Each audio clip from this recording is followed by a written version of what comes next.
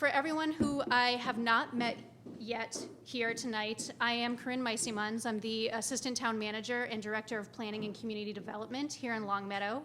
I am just going to do a really brief introduction tonight before handing it over to our Conservation Works consultants to lead us through the majority of the presentation.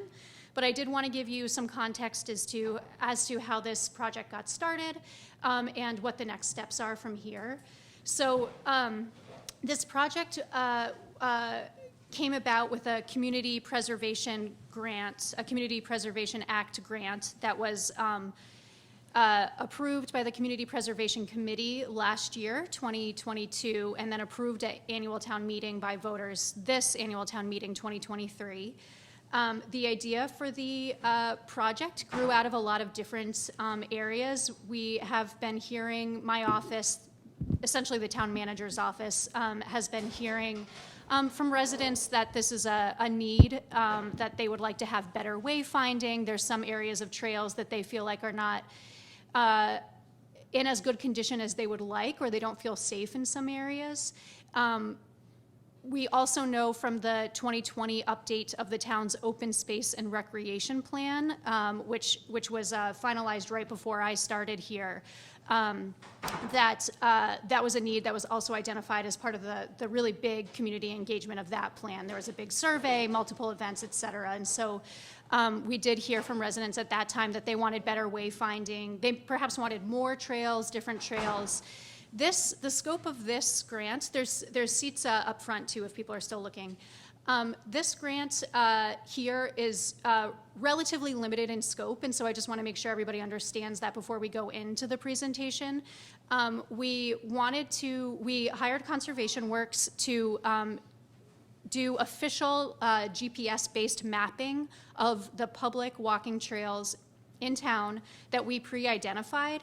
I am sure some of you here will know of some trails that either seem public or are public that maybe were not included as part of this presentation, and that's simply because the people who I passed the application around to, including the Conservation Commission, some residents, et cetera, didn't catch that I didn't include them. I did alert the Community Preservation Committee that we might be coming back to do a second round of this if there's a handful of trails that the public would like to see that aren't included here tonight.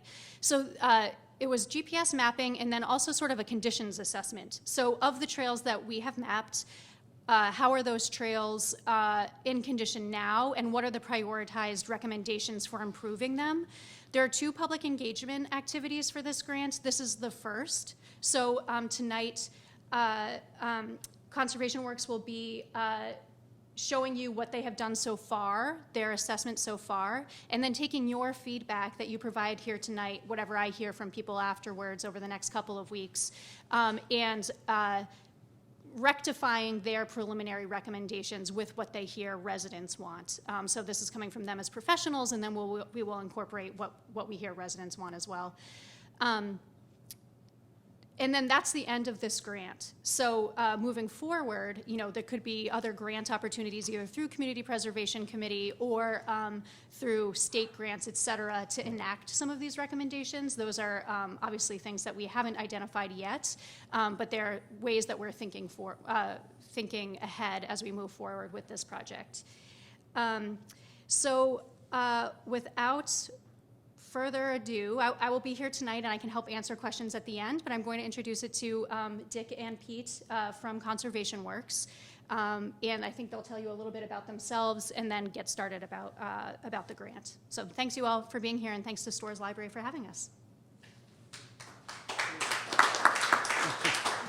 Great, thanks, Corinne. So I'll talk a little bit about who we are. Dick O'Brien is probably definitely one of the top trail people in the state. For a good while, he headed up MARTAB, which is the state board that allocates all the mass trails grant money. And he worked for 25 years with the trustees of reservations as their central region supervisor. I'm from Whately, and I managed to spend a lot of time in Longmeadow. My mother-in-law, Diane Doherty, actually lives across the road on Ely Road, and is a good friend of the library, and she wishes she could be here tonight, but She has, as she always does, something else going on. Our firm covers Massachusetts and gets into the neighboring states doing a lot of trail planning, a lot of trail construction work, but also plenty of land protection projects, farmland work, wildlife restoration plans, all kinds of conservation-related stuff. We have 5 partners, and we have a kind of a team of part-timers who help on trail projects. Currently, we've got a big trail project going on, a planning project in Linfield. We've got a big one that Dick is heading up in Bridgewater. We've been working on a big trail improvement project at Garden in the Woods, which is in Framingham. Some of you may have been there to see their wildflowers. Projects in East Hampton. One thing that I've been working on is an inventory of the Massachusetts part of the New England Trail, the New England National Scenic Trail. What we've been doing is focusing on all of the private parcels that are not protected and coming up with a plan to put them under conservation restrictions or public ownership, in some way protecting them so that the trail route is solid and we know will last. So what we've done with this project is we got out and looked at the 6 areas, and I'll show you the map. Okay, so Stebbins, Gessick Farm, Laurel Park and Bliss Park together, Turner Park and Wolf Swamp are the 6 areas that we looked at because they're basically where the trails are. And if there are other trails that we ought to know about, we would love to get out there and map them. So we walked them, put them on GPS, and the things we'll show you tonight for each property, a map of the trails, photograph points where we documented things that could be done to improve the trails. So there might be bridges that are out, there might be mud holes, there might be erosion. By and large, the trails are in good shape. It's a really nice trail system. So what we want to do is focus, first of all, this is kind of the outline of the things that we're going to talk about as pretty much phase 1, maybe a couple of years worth of work. Doing some repairs, putting in bog bridging or boardwalks, and we'll show you pictures of what that represents. Putting up maybe new kiosks at some of the parks at the entry points, establishing a wayfinding system which would consist of blazing trees, numbering intersections, possibly coming up with a QR code that would tie into a town website where you can go on and see where you are. And then the routine brushing and removal of debris is always necessary. So we're not trying to say, here's what the town needs to do all by itself. There is grant money out there, the Mass Trails Grant, there are other grant programs, and there's also the possibility, we want to give you some examples of some good volunteer corps that various towns have set up. The New England Trail, for example, has a group of adopters for most of its sections. So the 2 basic kinds of trail, we're talking by and large single track trails that are not suitable for wheelchairs and that are, occasionally see mountain bike use, but we didn't see much of that while we were out there. And we tended to visit during weekdays, so we didn't see a lot of walkers either, but I'm sure on weekends more people do get on these trails. And I hope you've all been out on some of them.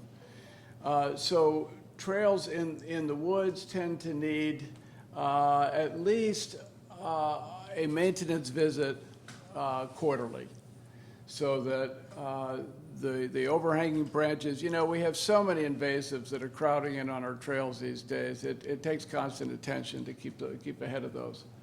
And then taking care of fallen logs and small debris, and then paying attention to, you know, we've had a really wet year, so a lot of trails are wetter than they used to be. But nevertheless, we know that that's going to happen in the future. You know, with climate change, we're probably going to get more big rain events. So how to make sure the trails stay dry and provide bridging where necessary. And then just to reiterate the importance of involving volunteers. What we did in Amherst, where I worked for a good while, was to set up what we called a corps of ridge walkers. And each one, it wasn't just a miscellaneous group of volunteers. Each person adopted a specific trail. In some cases, more than one trail. And often it tended to be near their own home so that they could go out the back door, and they're probably out there on the trail anyway. And the idea is that they, each visit, at least 4 times a year, they would send an email in with, here's the condition of the trail. And then they would say, well, all right, we've taken care of this, this, and this, but we need help with something else. Maybe a log that's down, we need a chainsaw, and we're not going to do that. And we didn't ask volunteers to do that. And then we talk about hand tools with them, and they always take out loppers or hand clippers to get out there and you know, keep the trails from being crowded in. In some cases, even lawnmowers. And then 4 times a year, there would be a meeting of well, 2, 3, or 4 times, a meeting of the entire group. Each one would report back.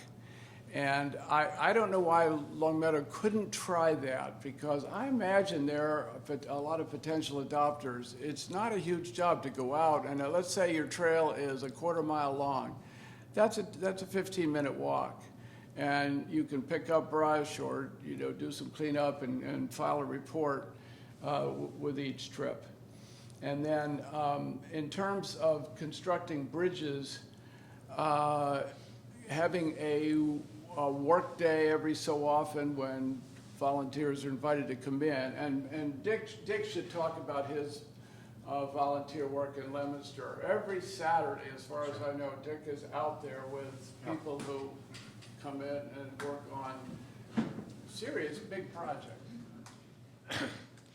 So I'm gonna have to apologize for my voice.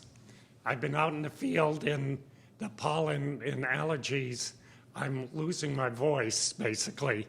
So I'll try and speak up, and I hope you can all understand. As Pete said, I am the stewardship coordinator for the city of Leominster. We take care of about 40 miles of trails in that town alone through volunteer efforts. And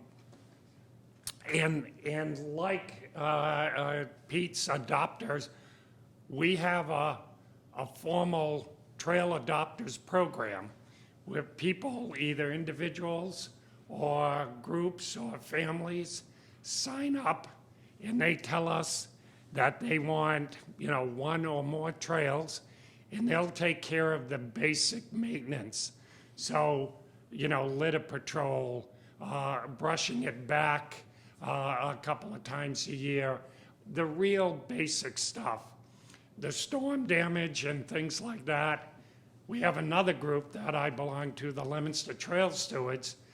We go out, because most of us are certified chainsaw users. We go out and we take care of that work. So the city allows us to use chainsaws on city property as long as we've been through a chainsaw safety program, as long as we sign a waiver of liability so that we release the city from any harm from the beginning of time to the end of time. But other than that, we're fine. And that system works very good for us. So you may have heard on September 11th this year, Leominster got like 9 to 11 inches, depending on a specific site, over a 6-hour period. And we have on the west side of town, the Monusnock Hills, that deluge or that monsoon came down and it created humongous ravines and erosion trenches on our trails. So our group now is going out, as Pete said, every Saturday morning from 8 until noon. A group of us gather, and I pick a project, and we go out and we work at it. It may take only one morning, it may take several mornings, but we get a lot of stuff done. What's good about it is the city, the DPW, and the Recreation Department will provide us with materials, like if we need 50 tons or 100 tons of gravel to fill in these trenches, they'll provide that and dump it close by, and then we spread it and do. So, you know, we've realized that if we leave the maintenance of these trails just to the city, again, most of those departments are minimally staffed now or understaffed. The trail work is seen as sort of the last resort. It's not the highest priority. We understand that. But for us, you know, who love to go out and work on trails or love to hike, it's a higher priority for us. So this is our way of giving back to the city. And our trail adopters, we have someone in the trail stewards who organizes and keeps track of what they're doing. Twice a year we meet and, you know, socialize and make sure that everybody's happy with what they're doing and still want to take care of their sections of trails. But it's a good way to get to meet people and to help reinforce that spirit of giving back. So we, I don't think we could do, you know, Leominster could support 40 miles of trails without a volunteer group like ours. What we did is I wrote a grant for the Mass Trails program after I stepped down as chair, so there's no conflict of interest. But we got a grant for $60,000 to buy trail equipment in a trailer and, you know, like a motorized wheelbarrow and chainsaws and everything. So we have all of the tools we need to equip a volunteer group to go out and do that trail work. And that was paid for by the trail grant. So we've got tools paid by the Mass Trails program. We get materials provided by the city, and then we provide the labor and expertise. So it's a very good way of doing it. And we've worked with a number of communities that have variations of that idea of having a volunteer group oversee and work with the town or city officials to make sure that that is done. So, yeah, that has worked out very well for us. Let me turn that back to you as I get a sip. And the group on the right is actually one of the assemblages of people who have adopted part of the New England Trail, and maybe I mentioned that, but I bumped into them on the trail, and we're so excited. This is our trail, you know, and well, one of the things we're looking into is the possibility of getting parts of the New England Trail off the roads and into the woods. And in that section, the trail that they've been adopting could be part of a new loop that actually gets off the road. We have to work with the landowners and see if that'll work. So let's see.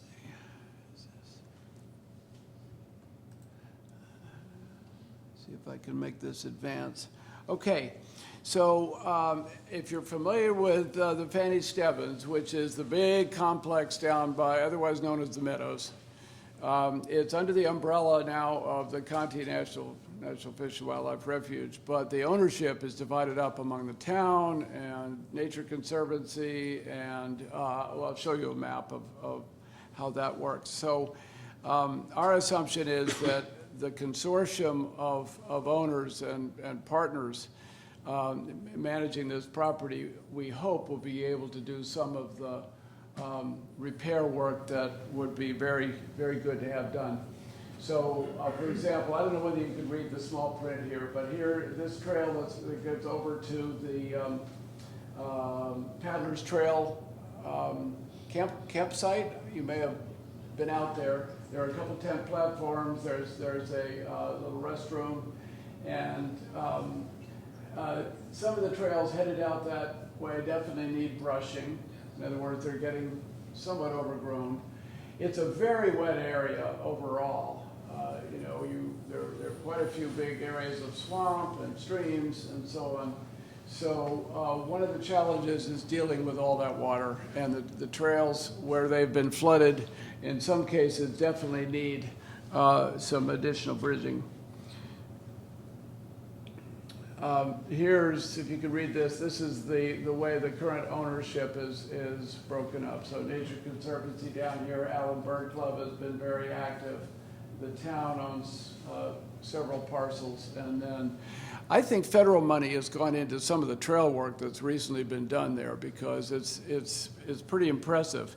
They're not finished by any means, but and that shows you, you know, the layout of the eastern part of the trail along the railroad. I mean, not the trail, but the refuge.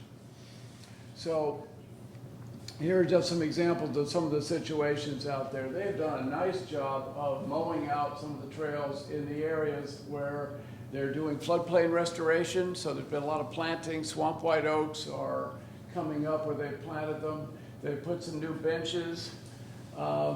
There's the Paddler's Trail and the two platforms. And then they put some fancy benches and some rough benches. Yeah, let me just say a word to that. The bench up in the left-hand corner is a great bench because it's got a angled back so you can sit back on it.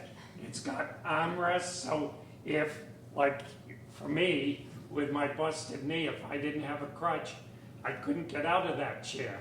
So being able to push up on the armrest is really good. This little one down in the right-hand corner is a Leopold bench. Aldo Leopold designed that decades ago as a quick and easy, but it really isn't a very comfortable bench, and it doesn't work good for a lot of senior citizens who may need that support. Definitely people with mobility issues who need the armrest to get up out of it.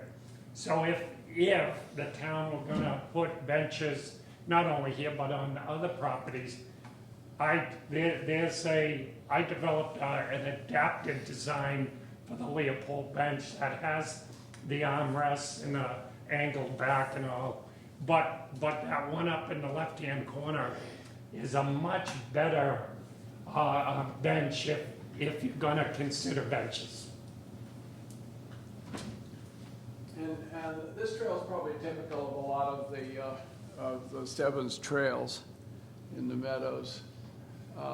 Here's one where the Japanese knotweed is beginning to grow over the right-of-way, you know, the trail tread.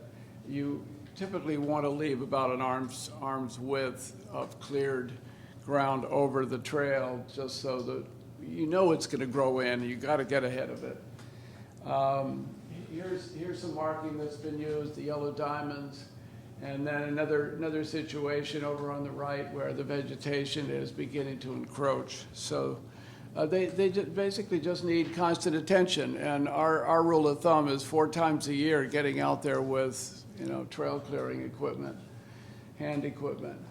A few fallen logs are down. Here's a wet section where we measured about 60 feet of bog bridging, and I'll show you a picture of what that is. would be really helpful, because otherwise, you know, you're up to your ankles in some cases. More bog bridging needed over there. Then near the long sections of boardwalk down the south end of the meadows, some of the bridging is in pretty tough shape. So we hope there'll be a way to get to that. When we talk about bog bridging, this is basically just a couple of 2x10 planks on 6x6s. Every 4 feet, and then you fasten them down with rebar. And conservation commissions tend to be okay with that. As long as they're raised a little bit, yeah, depending on which DEP person you talk to. And then we've done some fancier bridges and boardwalks that are sometimes necessary where you have really wet conditions. So the difference, as Peter has been saying, the bog bridge up in the left-hand corner is basically low to the ground. Where you have a wet, soft soil and not flowing water, you can put a bog bridge.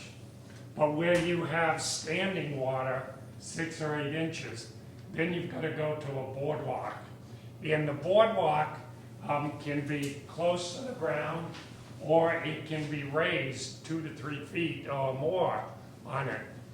Down here on the lower left-hand side, you can see this one has a railing, because we built this on the side of an embankment on the Charles River. Let me sneak behind. Oh, yeah, sorry. So here, this is marine dock hardware that we drill down into the ground, and then there's a bracket that holds the wooden frame, and that can be, 8 inches off the ground, 2 feet off the ground, 4 feet off the ground. But if it gets high enough, then code requires a railing on the side to keep people from falling off. But here we used what's called a molded grating for the decking. And that molded grating has a stone grit on the surface. So it has absolutely excellent traction on it. And conservation commissions like that, or I should say regional conservation agents for DEP like that, because it allows 70% of the sunlight down through it, and so you have minimal impact on the vegetation below the boardwalk. It's a great way to go, but you can imagine it's a much more expensive way to go.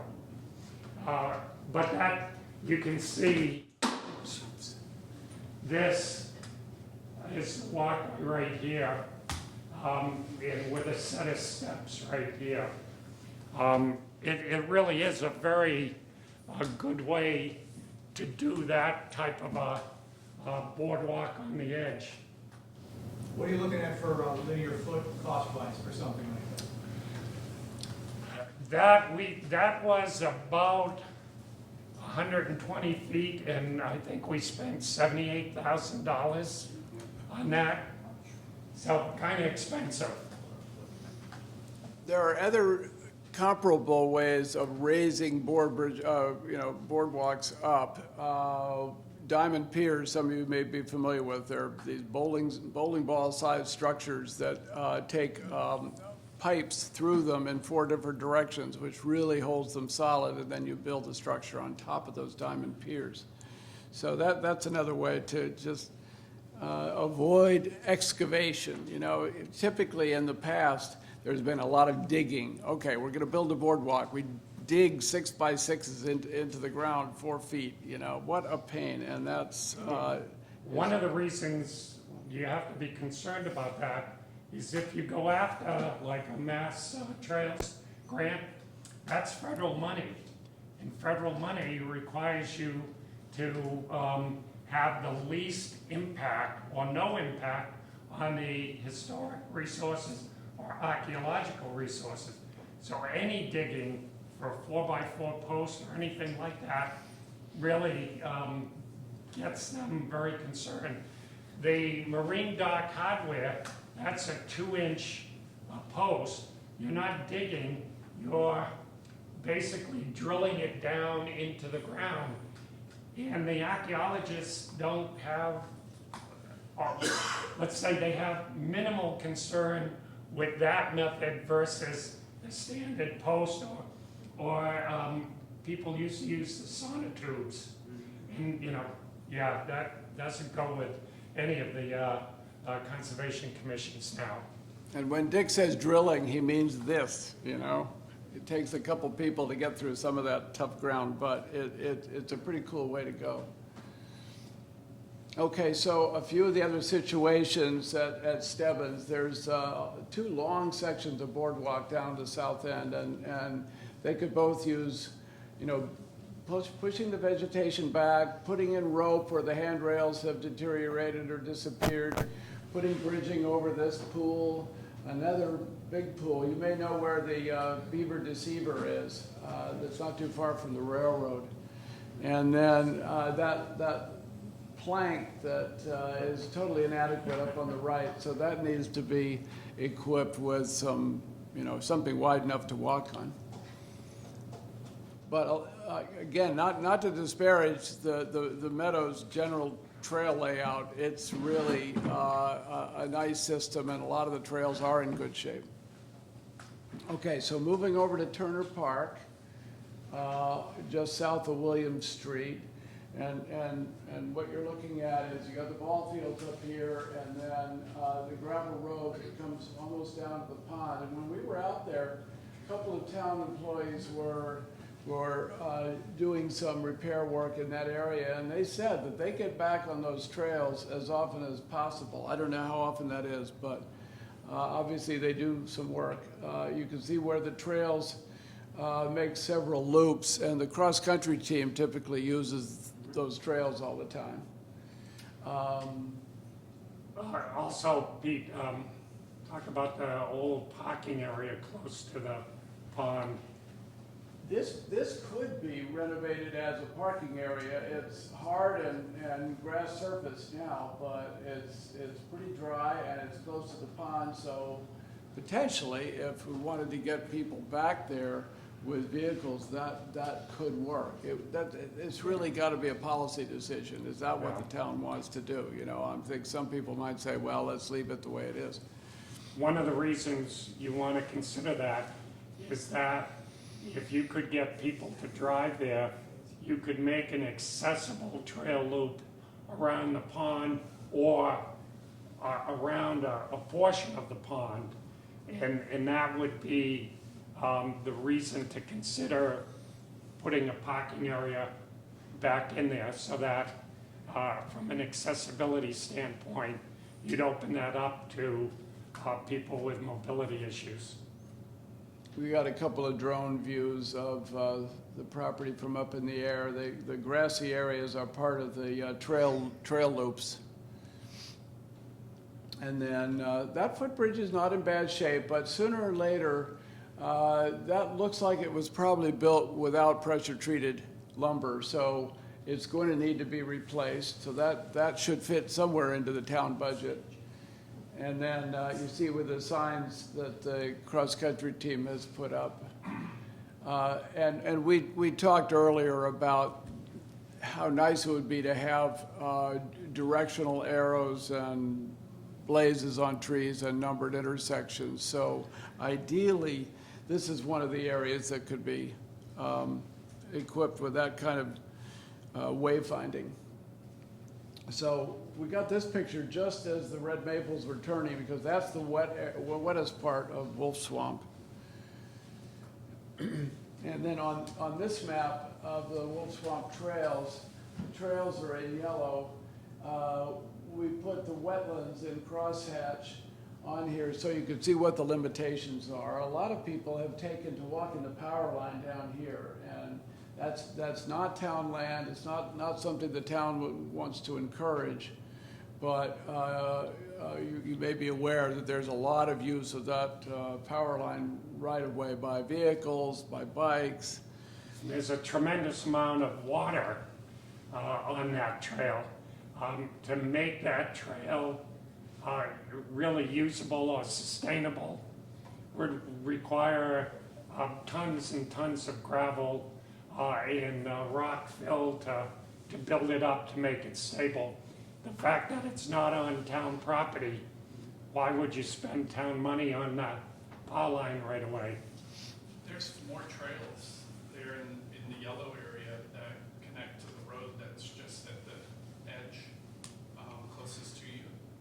Yeah, Over in here? there's a lot more You know, trails. this is where we thought a trail loop would make a lot of sense, but we didn't see any of the trails over there. If there are some, we'll have to go out and, Yeah, I bike ride in there sometimes. oh, great, okay. Come out, I can go all the way through. So, All right, talk to us afterwards. I want to make sure we know where those are, because we Yeah. need to add those in. And then there are good gravel paths through the playing fields, which conceivably could be used by wheelchairs. It's not the ideal surface, but good enough in dry conditions. And then you've got, just off the ball fields is that wet area that should be filled or bridged and could be part of probably a small trail loop in that area. So the path around the fields, it looks like it was made with stone dust. And generally, stone dust is okay for accessible trails, but it's not ideal because the particles are all very fine and it retains moisture in the upper levels. So in the springtime, when there's a lot of moisture in the ground, that upper 2 inches becomes soft. And so people with strollers or in wheelchairs find it very hard to get through that. There is a recommended mix of gravel. It's called 3/8 minus crusher fines. So there's slightly larger particles in that mix. And what happens is that the fine particles sort of fall into the lower levels, and slightly coarser particles stay on top. It lets the moisture drain down through it. It still compacts, and it makes the ideal surface. So that's one thing you might consider doing. In a small section of that loop, there's a maybe 40 or 50 yard section that maybe it was the DPW or the Rec Commission put coarser gravel with like 1 inch to 1.5 inch pieces. That definitely is not approved, not compliant with ADA requirements for wheelchair use. So to make that a truly ADA compliant accessible trail, you could consider changing the gravel finish layer on the top. Okay, and here's that western part of the property that you were talking about. Okay, so now Laurel Park and Bliss Park on both sides of Laurel Street are just east of Longmeadow Street with the access over on the left. Whoops, let's see. So that shows you the trail system. I imagine most of you are familiar with those trails. They're pretty easy to get to, and by and large, they're in pretty good shape. There are a few things that we could recommend to bring them into better condition. Here's the result of one of the maps that the Conway School of Landscape Design did in designing a project that would help protect the floodplain down in that area along Cooley Brook.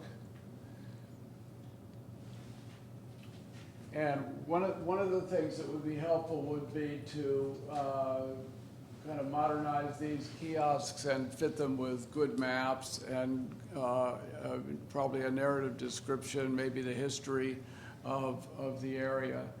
And this kiosk is on the way in. As you come in from Longmeadow Street, it's on the left.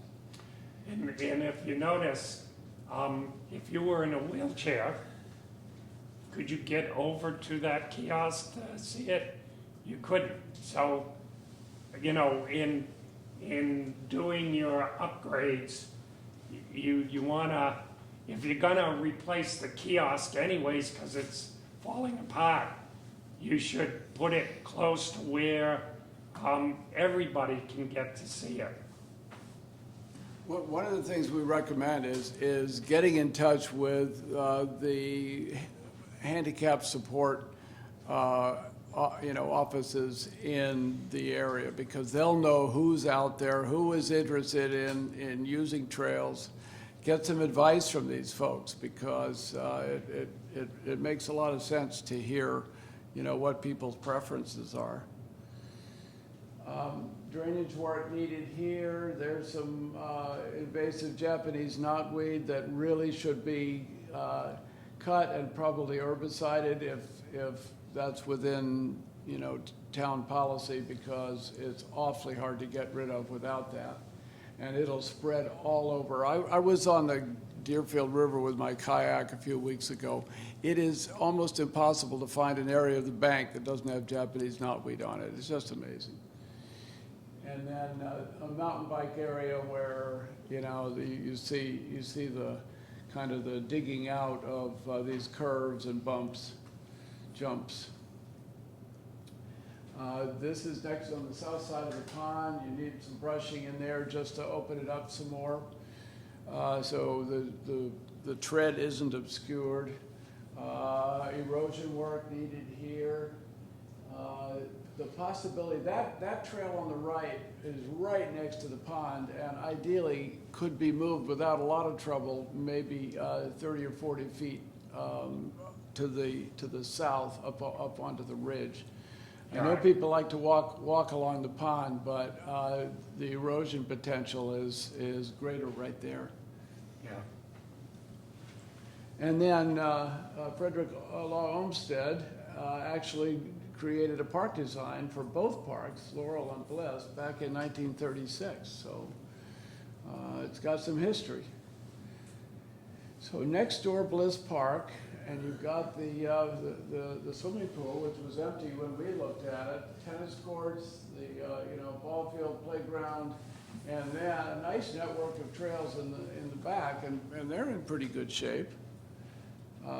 There's one vertical, what we call fall line section of trail it's not very long, but it's long enough that stormwater runoff is liable to start eroding that slope. So a switchback here would probably make sense. And then adding a map and so on to the kiosk. Let me just, so that's a relatively new kiosk, and it's really kind of a nice one, but you're basically only getting the use of one side. You're looking at that side.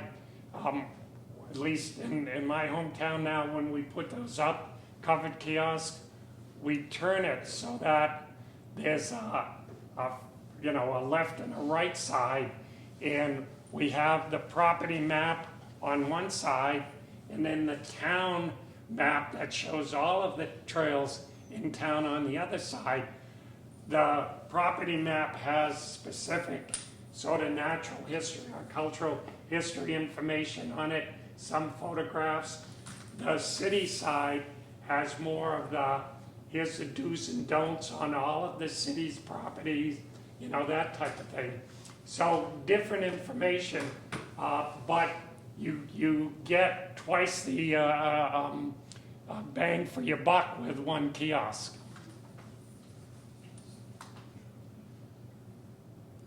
All right, so typically any trail system is going to have periodic storm damage, and you'll get fallen treetops like the one that there are a couple of them up near Laurel Street. And it's not a huge job to get rid of those, but it takes somebody with a chainsaw, and then you want the debris taken pretty well off the trail, so you don't get piles of stuff near the route. It's a little street drainage to correct up on the upper right, and then you see the playground down at the bottom. So I think this is the last one that we'll look at. The Gassick Farm area is north of Stebbins, and it goes all the way over to the river. And what you're really talking about is some big farm fields with perimeter trails that lead over to the Connecticut. And you see here, you can walk around the field, you can get back toward the river. Some of those trails are a little sketchy and need some definite clearing. But they get you to a nice view of the river. Let's see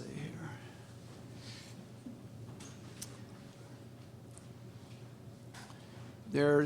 There are a couple of spots where, high water has brought up a lot of wood and debris and even trash, and a cleanup day there would probably make sense. And then doing some work to improve the trail in the vicinity of the river. So finally, this is what we want the town to start thinking about at some point, possibly new trail loops. There are trails that are close to other trails that probably could be closed without difficulty. It's not always easy to close a trail because people who are used to using them will try to open them back up. But in some cases, it does make sense. And then the possibility of creating accessible trails and maybe dealing with the power line area and how to prevent further damage south of Wolf Swamp. I don't think we want to dwell on possible future additions, but we have created maps, if people are interested later, showing some possible new loops in the dashed yellow and closures in the dashed green. So here are Laurel Park and Bliss Park with both of those shown. And then at Stebbins, maybe one additional long section off to the area near the river. There's a lot of wetlands in there, but you can kind of sneak through between the main wetland sections to do that. 21 and 31 there, closing that. Is there a way to do that? 21 to your right, 31. Yeah, I mean, this is pretty No. wet country down in here, and there are some down trees that need to be removed. I'm meaning across the bottom. Oh, coming across here? Yeah. It's really wet. I mean, it's dense vegetation and pretty tough to negotiate. You could bridge across there. Can I make a comment on that? That covers the train right-of-way. Amtrak does not want people crossing the right-of-way. And Yeah, Amtrak yeah, okay. needs to be enforcing the no-cross policy. They already have been. So we can't actually cross. That's an issue with that. Gotcha. Yeah, and I think if the town does start, or the other organizations start thinking about that, that's where some of you who are familiar with that area could probably be good advisors. Should we do this? How are we going to do it? And then with Gassick Farm, the same thing. The possibility of an extra loop and at both ends, really. Again, Turner Park, possibly there are some spots where additional trails could be put in. But, we want to caution that can get expensive and it means more maintenance in the future. So let's not push the town to adding trails until the current trails are in good condition. I mean, we're not far from that point, but it'll take some investment. One of the reasons to think about that, the sort of current approach to trail systems is loops. More people like to pull into a parking area, go for a 2-mile, 4-mile thing, and come back to where they are. That the in and out trail is not as attractive, as appealing as the loop trail. So you have 3 or 4 properties here.